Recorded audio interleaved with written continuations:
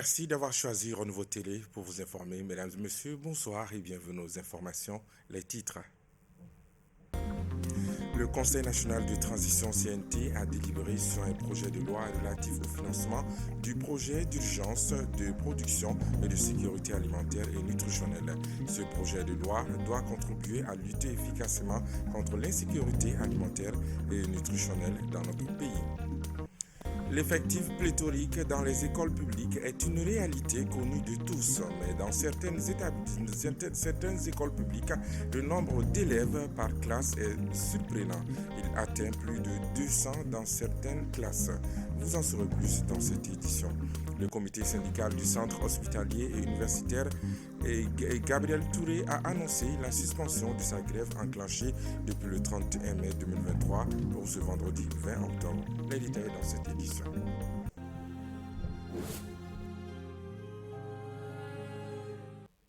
Bienvenue aux informations. Lutte contre l'insécurité alimentaire, le CNT adopte un projet de loi. Le Conseil national de transition CNT a délibéré sur le projet de loi portant ratification de l'ordonnance numéro 2023-020/PTM-RM du 13 juillet 2023 relatif au financement du projet d'urgence de production et de sécurité alimentaire et nutritionnelle. Ce projet de loi, selon les membres du CNT, va contribuer à lutter efficacement contre l'insécurité alimentaire et nutritionnelle dans notre pays. Pour plus de précisions, écoutons quelques réactions au micro de Idrissa Sidibé, Zakaria Oumar Keïta et Bakary Dao.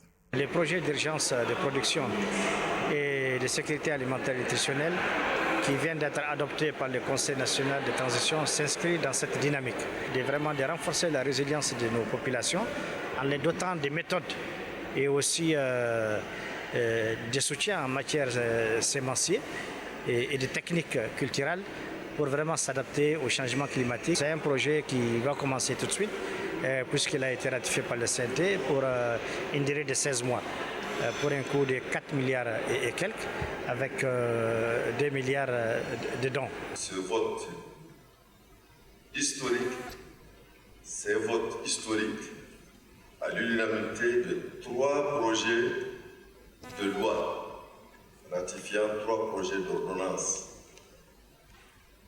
Avec cette ratification ou ces ratifications, le gouvernement pourra vraiment travailler, pour booster la production et la productivité par rapport au secteur agricole et d'autre part, remplir ses obligations partielles par rapport à la BOAD concernant le financement de l'augmentation du capital de la BOAD. La 3e ratification, le gouvernement pourra effectivement passer à avoir des statistiques fiables dans le domaine agricole, dans le domaine économique. L'intelligence artificielle est en train de créer ce que l'on appelle la civilisation humanoïde. Cette civilisation humanoïde, le Mali ne peut pas rester en dehors. Ce projet de loi, on l'a adopté et c'est avec plaisir que nous l'avons adopté. Et c'est avec fierté aussi pour la simple raison que c'est pour le Mali de demain, pas aujourd'hui, mais le Mali de demain. On lui a recommandé de veiller à ce que cela soit respecté. Parce que c'est pourquoi nous avons fait des recommandations. Nous avons demandé d'abord à ce qu'il y ait une diligence du financement de ce centre. Et ensuite, que l'on fasse très attention pour que qui doit donner à ce centre-là, qui doit enseigner dans ce centre-là, qui doit y avoir accès et comment sponsoriser et finaliser et financer ce centre. Dans une publication sur les réseaux sociaux, l'un des responsables du comité syndical du centre hospitalier et universitaire, Gabriel Touré, a annoncé la suspension de la grève des travailleurs à partir de ce vendredi 20 octobre 2023. La grève courait depuis le mois de mai 2023. Les précisions avec Nana Khadija Fane. Enfin, une bonne nouvelle sur le front social. Les comités syndicaux du CHU Gabriel Touré suspendent leur mot d'ordre de grève en cours depuis le 31 mai 2023 à compter de ce vendredi 20 octobre 2023. La décision prise ce jeudi matin à l'Assemblée générale des travailleurs intervient après de fructueuses discussions les 16, 17 et 18 octobre 2023, couronnées d'acquis importants entre le gouvernement et les comités syndicaux. Il s'agit d'informations données par les leaders du syndicat de l'hôpital Gabriel Touré, El Hadji Djimé Kanté, dans une correspondance adressée au ministre du Travail, de la Fonction publique et du Dialogue social le 29 septembre 2023. Le comité syndical de l'hôpital Gabriel Touré de Bamako, dirigé par le professeur Lozeni Bengali, dénonce l'indifférence des autorités en charge de la gestion de leur préavis de grève déposé depuis le 17 mai 2023. Les principales préoccupations actuelles des comités syndicaux du CHU Gabriel Touré qui ont fait l'objet de la cessation du travail de ces derniers mois s'articulent autour de 3 axes majeurs, à savoir l'avènement d'une bonne gouvernance hospitalière, la sécurité du personnel et l'amélioration des conditions d'accueil, d'hospitalisation et des soins des patients, le respect des engagements pris par les autorités. En outre, les syndicalistes exigent le paiement des émoluments du personnel y appartenant. On souhaite que la reprise du travail soit définitive. Actualité dans un autre registre. Qui dit développement d'un pays dit une bonne éducation scolaire.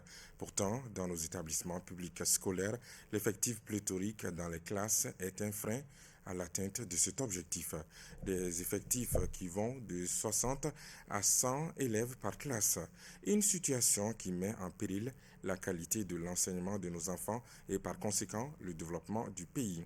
Notre équipe de reportage, conduite par Maïmouna Ouedraogo, a fait le tour de quelques établissements publics à travers la ville de Bamako. Suivons.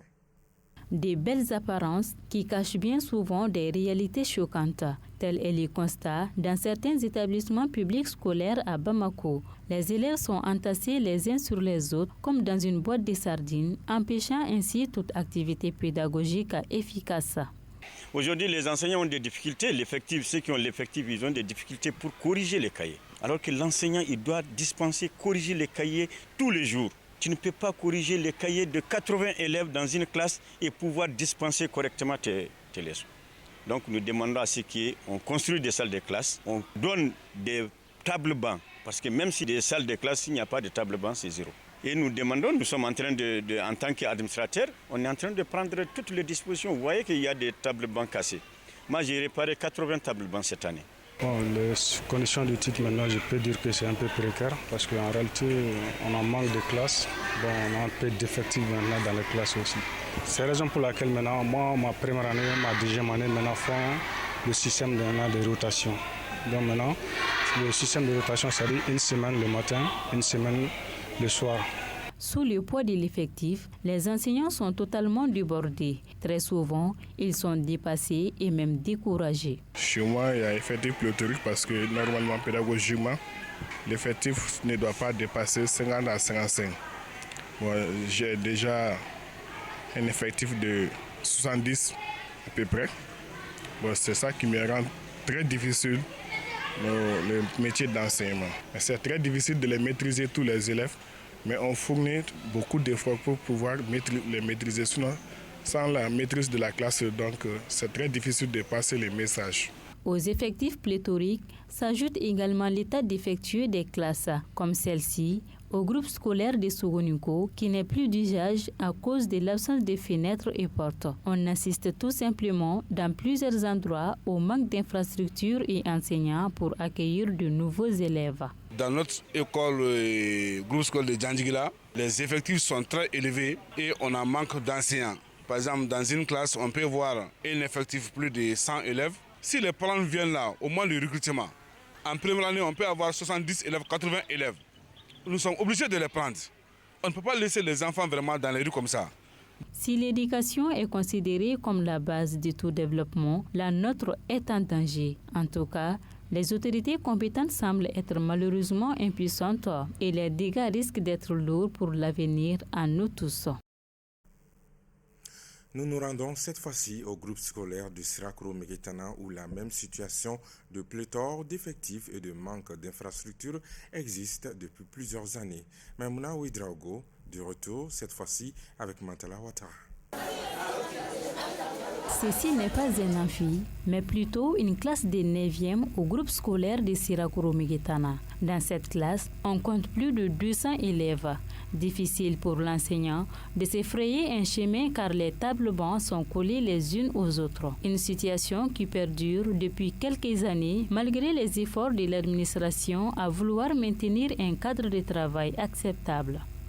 Comme vous-même vous avez pu constater, ça va beaucoup jouer sur le rendement scolaire. Parce que peu importe la compétence et la qualité de l'enseignant, quand il a autant d'élèves, ça va être très difficile pour lui de pouvoir contrôler régulièrement les cahiers des apprenants, de pouvoir les corriger, de pouvoir faire des contrôles. Ça va être très difficile pour lui. Donc ce sont autant de difficultés auxquelles nous sommes confrontés. Mais l'école aujourd'hui, c'est un mode décentralisé. C'est le lieu pour nous d'appeler le maire de la commune de Kalabankoro, parce que l'école relève de sa commune, de prendre conscience de ce que les enseignants et le personnel administratif traversent afin de construire de nouvelles salles de classe pour abriter nos enfants. Nous avons de l'espace, tout ça c'est de l'espace. On peut construire même 20 salles de classe si on a l'opportunité aujourd'hui. Et nous appelons surtout toute la communauté éducative à s'engager davantage, comme le fait notre directeur du centre d'animation pédagogique, de concert avec le directeur de l'académie d'enseignement de Kalabankoro, qui ne ménage aucun effort pour que notre école, pour que le credo de notre école soit aujourd'hui mieux qu'hier et demain mieux qu'aujourd'hui. Face à des effectifs pléthoriques, les responsables de l'établissement ont été obligés de transformer la bibliothèque en une salle de classe pour les élèves de la 7e année, dont l'effectif va jusqu'à 250 élèves. Cette situation n'empêche pas des élèves à prendre les cours à même les sols à cause du manque d'infrastructures. Mais en dépit de tout ça, le directeur de concert avec les différents administrateurs scolaires du groupe a pris des initiatives au regard des textes qui régissent l'école et conformément aux dispositions statutaires pour aller à une double vacation au premier cycle A.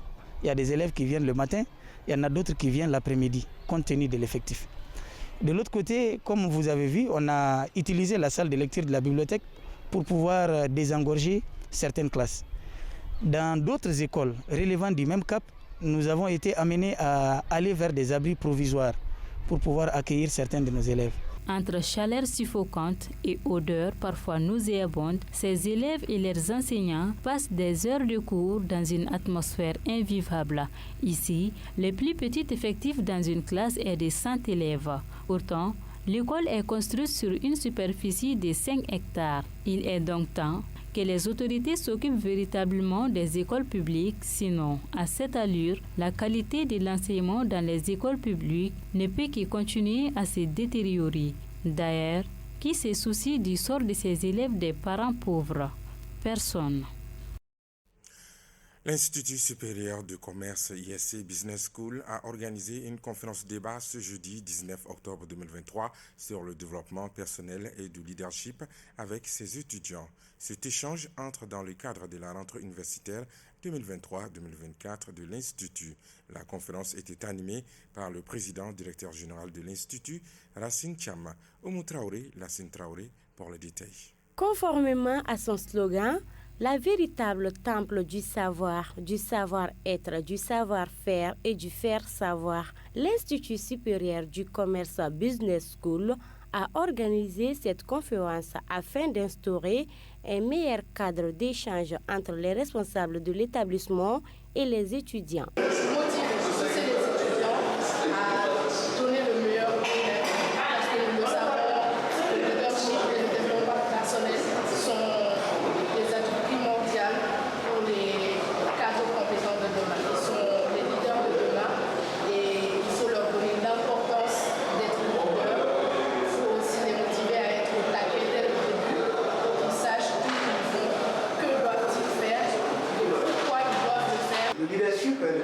Personnel de monde père.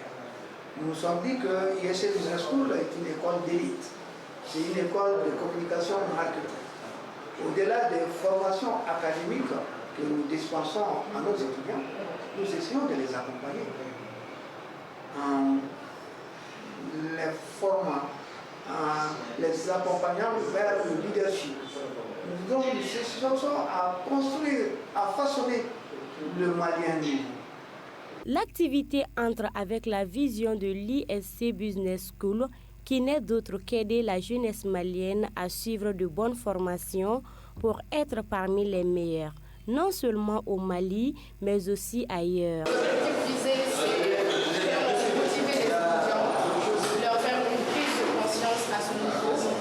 Parce que nous sommes dans un pays en voie de développement et nous sommes engagés à donner la meilleure information possible pour qu'ils soient au même niveau que les étudiants qui sont à l'international, à continuer leurs études et vraiment à se former.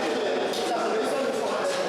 À noter que plusieurs étudiants de différentes filières de formation ont pris part à cette conférence d'échange. Direction ISPRIC, l'Institut des sciences politiques, relations internationales et communications a tenu ce mercredi 18 octobre la cérémonie de sa rentrée solennelle 2023-2024 au sein de son établissement sur la colline de Badalabou. Placée sous le signe du 25e anniversaire de l'Institut, cette cérémonie a été une occasion pour les responsables de l'établissement de faire le point des acquis et de dévoiler les innovations pour l'avenir des étudiants. Oumar Kouita, Zakaria Oumar Keita, compte rendu. L'Institut des sciences politiques, relations internationales et communications ISPRIC rouvre ses portes au titre de l'année 2023-2024 avec des innovations. Considéré comme une référence au Mali et en Afrique, l'Institut s'offre des moyens pour permettre aux étudiants d'être des élites. L'ISPRIC, c'est des pôles de gestion, droit, communication. L'ISPRIC, c'est ce que nous appelons le carrefour de l'intelligentsia africaine. Par nos missions, nous devenons ainsi une force de proposition et de critique constructive pour permettre à l'ISPRIC de poursuivre aisément son ambition de former des compétences conformes aux besoins des employeurs. Pour cette rentrée qui coïncide avec le 25e anniversaire de l'Institut, le directeur général Mohamed Gakou est revenu sur les acquis et les défis de son institut. Un quart de siècle, c'est réconfortant. Ça permet de poser de nouveaux jalons, de faire une analyse rétrospective et surtout, dans la nouvelle vision du monde avec toutes ces perturbations, de mieux se positionner pour être un exemple d'élite pour tous. Nous avons placé cette année sous le signe des soft et des hard skills. Et nous voudrions que chaque apprenant se découvre et connaisse ses aptitudes pour se servir de lui-même pour sa réussite. Dans le cadre de son partenariat avec l'ambassade de la République populaire de Chine, l'ISPRIC a obtenu 50 bourses chinoises pour ses étudiants, une occasion pour l'ambassadeur de la Chine d'exhorter les étudiants à plus de travail. Et j'espère que vous pouvez porter haut les valeurs de l'amitié sino-malienne, contribuer activement au développement du Mali et des relations sino-maliennes. À son tour, l'Institut des sciences politiques, relations internationales et communications a offert 12 millions de bourses d'études à des organisations, notamment les PIPI du Mali, l'Association des femmes ingénieures et d'autres bénéficiaires.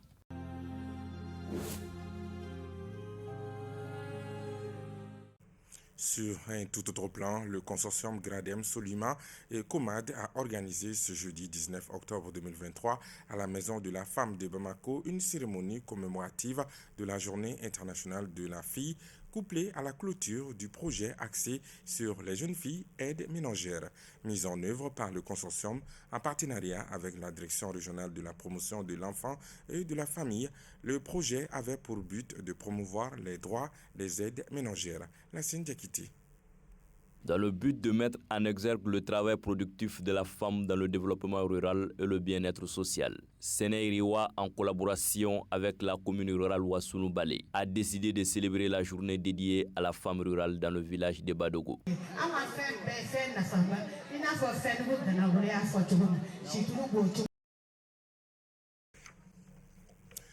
Et nous allons revenir sur cet élément. Sénéiriwa a célébré le 15 octobre la journée mondiale de la femme rurale à Badogo, commune rurale de Ouassogho-Balé, cercle de Yafoila, région de Bougouni, placé sous le thème « Le travail productif de la femme rurale face aux charges sociales traditionnelles ». La célébration du 15 octobre a été l'occasion pour informer et sensibiliser sur le rôle de la femme rurale dans le développement socio-économique. Amadou Diarra, de retour de Badogo, nous en dit plus. Dans le but de mettre en exergue le travail productif de la femme dans le développement rural et le bien-être social, Sénéiriwa, en collaboration avec la commune rurale Ouassounou-Balé, a décidé de célébrer la journée dédiée à la femme rurale dans le village de Badogo.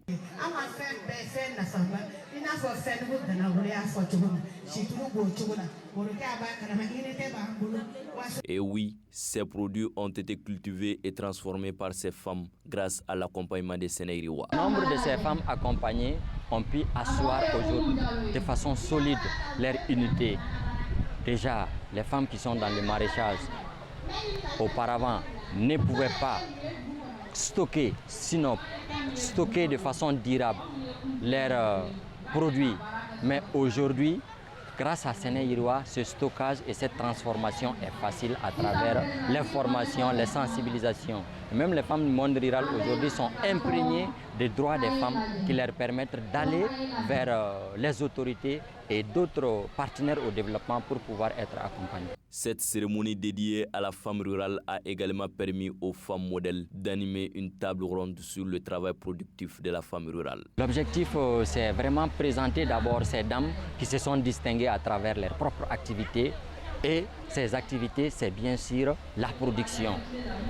Toutes ces grandes dames qui ont pris part à la table ronde, c'est des femmes qui travaillent la terre, qui aujourd'hui, à travers leur travail, sont devenues des femmes modèles. C'était juste une opportunité pour nous de présenter ces femmes, de leur permettre de parler d'elles-mêmes, de leur rôle, de leur place et de l'itinéraire qu'ils ont traversé pour être aujourd'hui des femmes modèles et que les jeunes femmes et les jeunes hommes peuvent vraiment prendre référence. Financé par USAID pour 5 ans, le projet Sénéiriwa a pour objectif notamment la vulgarisation des technologies et techniques agricoles à travers l'implication de la communauté elle-même. Sénéiriwa évolue dans la région de Sikasso, Bougouni et Koutiala. À Libreville, l'ambassadeur du Mali au Gabon a officiellement lancé le 16 octobre 2023 la révision de la liste électorale. À cette occasion, le général de brigade Élisée Jean Dao a invité les représentants des partis politiques à sensibiliser leurs militants afin d'être enrôlés. Suivons. La révision de la liste électorale est en cours depuis le 1er octobre conformément à la loi électorale pour une inscription massive sur la liste électorale en vue du relèvement du taux de participation aux prochaines élections. L'ambassadeur Élisée Jean Dao du Mali au Gabon mobilise les partis politiques et les organisations de la société civile de la diaspora face aux représentants des politiques le lundi. Le général de brigade Dao a rappelé l'importance de cette opération pour les futures élections dans les circonstances électorales du Gabon. Celle qui concerne la révision annuelle des listes électorales, je me réjouis de l'engouement des partis politiques dont les représentants sont venus nombreux. Je voudrais profiter de cette cérémonie pour lancer un appel à tous les Maliens établis au Gabon, au Cameroun et en Centrafrique pour qu'ils sortent massivement pour apporter les corrections nécessaires sur les listes électorales. Dans la même veine, j'appelle à la mobilisation de tous les partis politiques en vue d'une participation active à la sensibilisation et à la mobilisation de leurs militants. Cette cérémonie de lancement de la révision de la liste électorale a été couplée à la remise de distinction à 2 agents de l'ambassade. Il s'agit de Mme Diawara Oumou-Koulibaly, secrétaire de direction, récipiendaire de la médaille du mérité national avec effigie abeille, et M. Abdina Napare, chargé d'affaires de l'ambassade qui s'apprête à quitter la chancellerie. Les deux expriment leur reconnaissance. Les remerciements vont à l'ensemble de la communauté malienne, des pays de la juridiction, notamment les responsables des fêtières du Gabon qui ont bien voulu m'accompagner pendant cette période que j'ai passée à Libreville au niveau de l'ambassade. Honoré de recevoir aujourd'hui cette médaille. Je tiens à vous témoigner ma gratitude et exprimer mes remerciements aux autorités maliennes, à vous tous ici présents. L'ambassadeur du Mali a salué les deux agents pour le service rendu à la nation et rassure les autres de la reconnaissance de l'État. Quelle que soit la durée d'un tronc d'arbre dans l'eau, il ne deviendra jamais un crocodile. Proverbe africain. Bonsoir.